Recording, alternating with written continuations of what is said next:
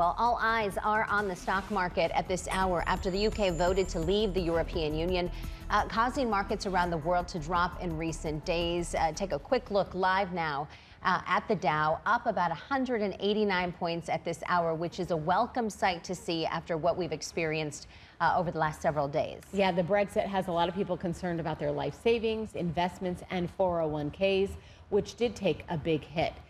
You know, it's hard not to worry about this stuff as it happens. You know, you work hard for your money, you work hard in coming up with a plan to invest your money and one day hopefully retire. Yeah, of course. Joining us this morning is Nancy Tengler, Chief Investment Officer for Arizona Bank and Trust. Good morning, Nancy. Good morning. Thank you for coming in. Thank you. Now, anytime we have a moment like this in the financial world or that causes problems or concern for us here, you know, most often we're always told, don't worry, especially if you're not set to retire anytime soon. Is that still the case with a situation like this?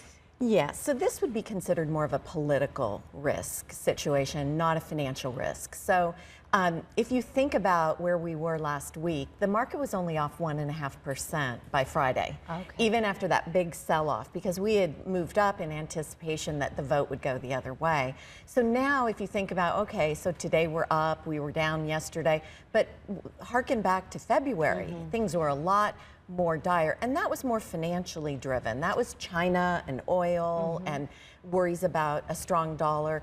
This will have an impact and ramifications to our economy, but very muted.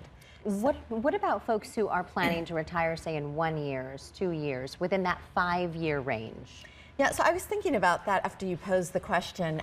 Imagine that you were set to retire in 2014, and let's say you invested in a target date fund because you thought that would make the decision for you. It automatically reduces your exposure to stocks as you get closer. Well, 5 years out was 2009. The market was up 100% from 2009 to 2014. So you would have given up a dramatic move in the market.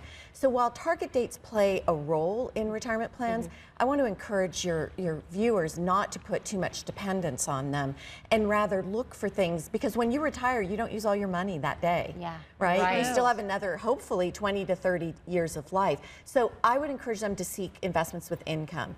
That would be high-yielding stocks, or higher yielding, the big caps, the Dow Jones Industrial Average stocks, maybe some preferred stocks. Preferreds get in line right in front of common stocks, so they're safer and they yield more.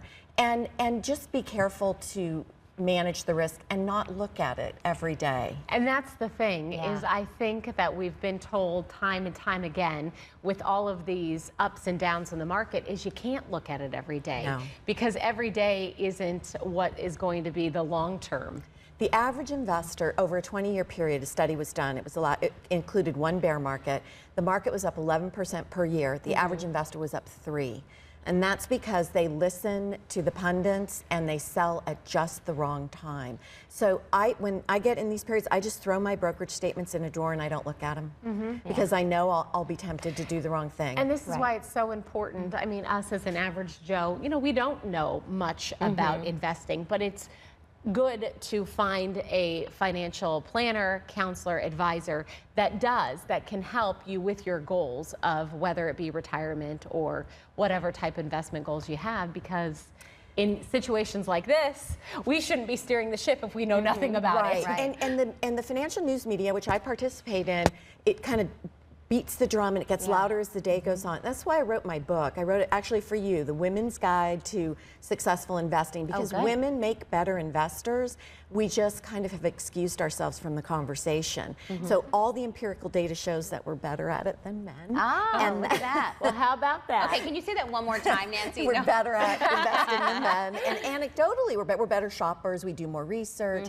And so, but the research, you know, proves it out. So I wrote it so that in an accessible language, so women would say, I can do this. You know, let me ask you this question, because I have heard in times like this where the market drops a bit, this is the time to buy, or this is the time to move things around. You know, I don't know that much about investing, and so when someone comes to you with that question, you think, okay, well, how much money do you need? And then you say, can I do this online, or should I go through an actual person? What are your thoughts?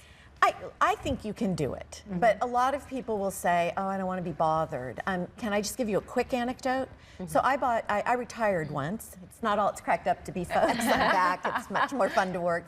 And when I retired, I didn't look at my portfolios very clearly. That was in 2008. I bought Starbucks. It was $30 a share. It had just sold off 20%. I bought when it was down. When it was low. I was throwing my brokerage statements in the drawer because we were in that horrible bear market, and the stock dropped to 8%. I mean, $8, sorry. From 30 to 8. Yeah. Wow. I didn't do anything because I wasn't paying attention. I'm up about 16% per year from where I bought it. Oh, wonderful. Just by holding a high quality company that I understand and that I utilize, whose products I utilize. So you can buy great companies and then Leave I call it them, alone. Yeah, stocks to own for a lifetime. Yeah. And you have so much more time than I do. Yeah. Over time, those stocks generate anywhere between 8 to 12% a year. Okay. I'm very happy with that. Okay. Wow. Great. Okay. Wonderful. Thank you. Thank you both. Nancy, Okay. thanks for coming in. The takeaway: don't worry right now. Don't worry. Okay. Thank you so much. Nice My meeting pleasure. you. You too.